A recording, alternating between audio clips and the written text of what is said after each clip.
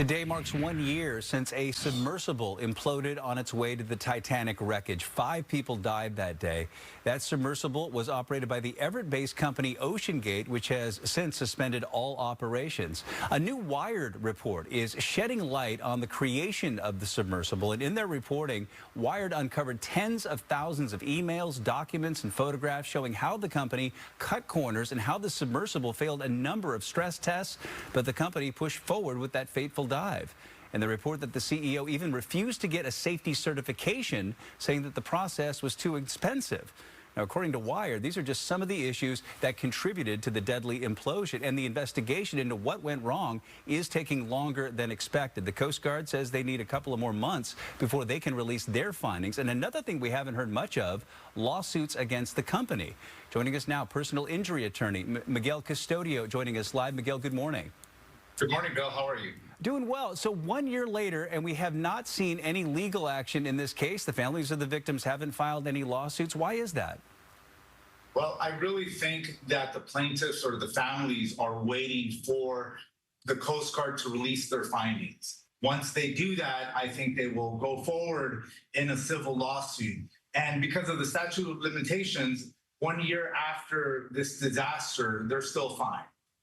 Gotcha. So the waiver that the passengers signed does seem to outline the risks involved. But, I was talking about that Wired report showing that OceanGate cut corners, failed tests before they went down there. And these were paying customers. They paid a lot of money to go on that trip. What kind of evidence would hold up in court here?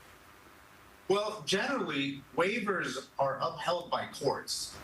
But waivers, you can't get out of gross negligence. And from what we know from various reports, there was a lawsuit filed in 2018 by a prior OceanGate employee. This Wired article sheds a lot of light on a lot of corners that were cut, safety measures that were not met, certifications that were just not done because of budget constraints. That can overcome any waiver that a plaintiff a decedent would have signed. That's interesting. What about this happening in international waters? Does that hurt or help the chances for families getting justice? Well, it would matter where the waiver was signed. And so where the waiver was signed would have jurisdiction. So it does not really matter that it was in international waters. Okay, so OceanGate is out of business, and if there is a criminal case or a civil suit from the families of the victims, who would they go after here? They would go after the insurance companies that insured the company. In any civil lawsuit, if you're suing a company and that company goes bankrupt or they close, there was still insurance at the time that this incident happened. And so the plaintiffs would be able to go after the insurance company.